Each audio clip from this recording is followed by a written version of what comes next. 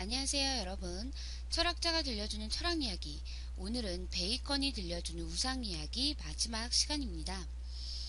앞에 두 강의에서 우리는 베이컨의 사상의 핵심인 과학적 귀납법에 대한 이야기와 우리가 버려야 할 편견 중 두 가지, 즉 종족의 우상 그리고 동굴의 우상에 대해서 알아보았죠. 베이컨은 주관적인 편견을 가지고 사물을 바라보거나 아니면 실제 경험하지 못한 것을 추측만 가지고 결론을 내리는 것은 잘못되었다고 주장했죠. 그래서 자연 철학을 발달시키기 위해서는 새로운 과학 방법이 필요하다고 생각했는데 그것이 바로 귀납법이었습니다. 귀납법이란 이제 실제 경험한 사실을 바탕으로 목록을 만들고 그것을 치밀하게 실험하여 명제를 도출하는 방법이었죠. 이렇게 경험과 실험을 거치지 않고 오직 주관적인 편견을 가지고 사물을 바라보면 절대 참된 진리에 가까워질 수 없다고 베이컨은 생각했습니다. 그래서 참된 진리에 가까워지려면 우리는 주관적인 편견을 버려야 하는데 그것을 바로 베이컨은 우상이라고 표현했죠. 그가 주장했던 네 가지 우상 중 우리는 종족의 우상과 동굴의 우상을 먼저 앞에서 살펴보았어요. 종족의 우상은 모든 것을 인간 중심적인 관점에서만 생각하고 판단하는 그런 편견이라고 했죠. 인간이 그러니까 다른 것도 그럴 것이라고 판단하는 그런 것이 바로 종족의 우상이었습니다. 동굴의 우상은 각자 알고 있는 세계의 모습이 옳다, 그것만이 옳다, 혹은 그것이 전부다 라는 어떤 그런 편견을 가지고 다른 사물을 판단하는 것이었죠. 이러한 편견들은 사물을 제대로 보지 못하게 할 뿐만 아니라 참된 지식에 가까워질 수도 없게 한다고 했어요. 그럼 이제 나머지 두 가지 편견, 시장의 우상과 극장의 우상에 대해 알아보기로 해요. 이 시장의 우상이란 언어가 생각에 영향을 미쳐서 생기는 편견을 말합니다. 즉, 어떤 말에 의해 영향을 받아 옳지 못한 생각이나 판단을 낳게 되는 경우를 말하죠. 언어라는 것은 실제와 조금씩 다를 수 있기 때문에 언어를 정확히 사용하지 않을 경우에는 혼란이 일어날 수밖에 없습니다. 그래서 때로는 이 언어 때문에 사람들은 편견을 갖게 되기도 하죠. 예를 들어서 왕은 하늘이 내린 지배자이므로 백성은 무조건 왕에게 복종하고 따라야 한다. 무조건 왕에게 복종해야 한다라는 말이 있다고 해요. 이 말을 들은 사람들은 왕이 하늘의 선택을 받은 지배자라는 생각을 자기도 모르게 계속 듣다 보면 그런 생각을 갖게 될 겁니다. 그것이 사실이 아닌지 판단해 볼 근거가 없는데도 오로지 말 때문에 그런 생각을 갖게 될 수가 있어요. 그렇게 되면 왕은 무조건 따라야 하는 어떤 그런 대상이 되어서 혹여 왕의 잘못된 선택까지도 받아들일 수밖에 없게 되는 그런 상황이 올 수도 있겠죠. 이건 언어에 의해 갖게 된 잘못된 편견으로 바로 옳지 않은 판단을 내릴 수 있게 되는 시장의 우상인 겁니다. 또 만약에 국민은 나라를 위해 희생해야 합니다. 나라는 국민이 편안하게 살 수 있도록 해주는 근원이기 때문입니다. 라는 말을 듣고 국민이 자기가 마땅히 행사해야 할 권리를 포기하고 무조건적으로 희생한다면 이건 사실 옳은 일이 아니죠. 그래서 이건 역시 바로 언어에 의해 잘못된 편견이 생기게 된 거죠. 이러한 편견을 시장의 우상이라고 한 까닭은 시장에 가면 물건을 팔기 위해 너도 나도 듣기 좋은 말들을 막 하잖아요.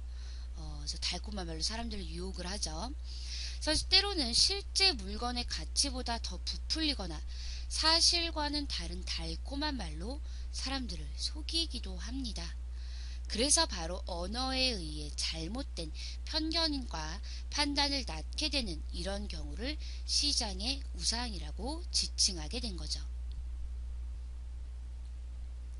이러한 시장의 우상을 잘 보여주는 말이 바로 이 모순입니다.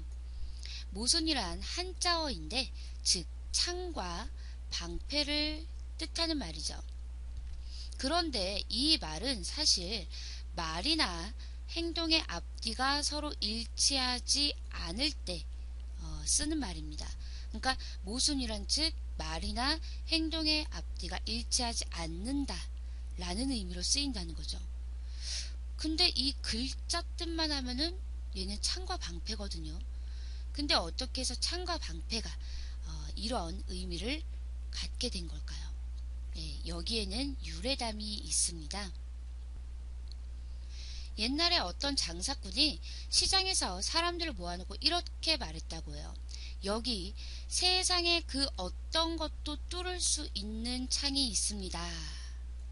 세상에 그 어떤 것도 다 뚫을 수 있는 창이래요. 사람들은 이렇게 무엇이든 다 뚫을 수 있는 창이라는 말에 혹해서 막 몰려들었죠. 그러고 잠시 후에 그 장사꾼은 이번엔 방패를 들어 보이며 이렇게 말했어요. 여기 그 무엇으로도 절대 뚫리지 않는 방패가 있어요. 이 장사꾼은 창을 팔 땐 그 어떤 것도 다 뚫을 수 있는 창이라고 했죠. 그래놓고 방패를 팔 때가 되자 이 방패는 그 무엇으로도 절대 뚫리지 않아요 라고 한 거죠. 자신이 팔던 창이 그 어떤 것도 다 뚫을 수 있다면 마찬가지로 그 방패 역시 뚫을 수 있어야 하는 건데 정작 그 방패는 또 그 무엇으로도 뚫을 수 없다는 겁니다. 어때요? 이 둘이 서로 말이 안 되죠? 앞뒤가 맞지가 않죠? 네, 그래서 이렇게 앞뒤가 맞지 않는 말을 할 때 우리는 모순이다 라고 하는 겁니다. 베이컨은 이렇게 말로 인해 언어로 인해 잘못된 편견을 불러일으키는 시장의 우상 역시 우리가 참된 진리를 깨닫기 위해서는 반드시 버려야 할 것이라고 생각했어요. 잘못된 말로 인해 생긴 주관적인 편견은 결국 올바른 판단과 깨달음을 방해하기 때문인 거죠. 마지막으로 극장의 우상은 지나간 권위에 호소하거나 과거의 전통을 무조건 옳다고 여기는 편견을 말합니다. 즉, 옛 영웅이나 학자의 말씀은 무조건 옳다라고 생각하는 그런 편견을 말하는 거죠. 우리 본문에서 아저씨 역시 극장의 우상에 빠진 적이 있다고 했어요. 바로 몸이 불편해지고 좌절해 있을 때 과거 철학자들의 권위 있는 사상에 무조건 기대려고만 했었다라는 얘기 말이에요. 스스로 깊이 있게 고찰하고 판단하기보다 어떤 철학자들의 지식을 그대로 무조건 받아들이려고만 했다는 것은 바로 극장의 우상에 빠지는 겁니다. 사람들이 극장에서 영화를 볼 때 그것이 만들어진 것임을 알면서도 사실인 것처럼 막 착각하고 거기에 빠져들고 몰입하게 되잖아요. 그래서 이렇게 스스로 생각하지 않고 앞에서 성립된 어떤 그런 체계에 속박되어 판단을 그르치게 되는 이런 편견을 극장의 우상이라고 하는 겁니다. 또 예를 들어 옛 성인들의 말씀이라고 해서 무조건 옳다고 여기는 건 역시 극장의 우상입니다. 자신이 경험하지 않은 사실이나 실제로는 증명하지 못하는 것인데도 옛 성인의 말씀이니까 무조건 참이라고 하는 것은 판단력을 흐리게 하니까 말이죠.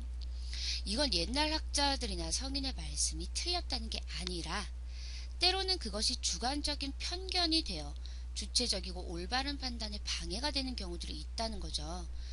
그래서 극장의 의상에서 벗어나 기존의 진리를 비판해 보기도 하고, 그것이 옳다면 왜 옳은지 타당한 근거를 찾아보고 해야 우리는 참된 지식에 가까워질 수 있겠죠. 베이컨은 이러한 인간의 생물학적 특징이나 사회적 편견, 즉 우상에 사로잡힌 채 사물을 바라보면 오류를 범하게 된다고 했습니다. 그렇기 때문에 주변 상황을 잘 살펴보고 그것을 근거로 사실에 가깝게 유추해야 한다는 겁니다. 그렇게 유추해낸 결론들을 다시 치밀하게 살펴보고 그렇게 얻어낸 결론들을 종합해야 진리에 가까워질 수 있다는 거죠. 그러니까 여러분도 앞으로 어떤 판단을 내려야 할 때, 어떤 지식을 얻고자 할 때는 인간 중심의 관점이나 지금껏 갖고 있는 생각의 틀에서 벗어나, 그리고 잘못된 언어에 현혹되지도 말고, 과거의 지식에 무조건 기대지도 말고 타당한 근거들을 찾아내면서 접근을 해보세요. 그러면 더욱 많은 깨달음을 얻을 수 있을 거예요. 이렇게 베이컨은 객관적인 대상을 참답게 아는 과학으로서 실험과 관찰 중심의 자연과학을 제시했습니다. 이건 자신만의 주관적인 편견에 사로잡혀 있으면 모든 학문이 발전할 수 없다고 보고 바로 실험과 관찰 중심의 자연과학을 제시했던 것이죠. 이러한 베이컨이 학문의 발전을 통해 궁극적으로 추구하고자 한 것은 바로 자신과 타인의 이익이었습니다. 이 이익이란 건 막 무슨 돈을 막 벌어야겠다 이게 아니고요. 이 이익이란 우리 모두 올바른 방향으로 발전과 번영을 이루어야 한다라는 것이었죠. 그런 의미에서 베이컨은 자연과학뿐만이 아니라 윤리적인 공리주의 그리고 실용주의의 기초를 마련했다고도 볼 수 있습니다. 여러분도 자신의 발전 그리고 주변 모든 사람들의 발전을 위해서 참된 지식을 한번 추구를 해보세요. 그럼 아마 어떤 공부든 뜻깊고 유익한 공부가 되지 않을까 싶습니다. 자, 지금까지 자음과 모음의 철학자가 들려주는 철학 이야기, 베이컨의 우상 이야기 시간이었습니다.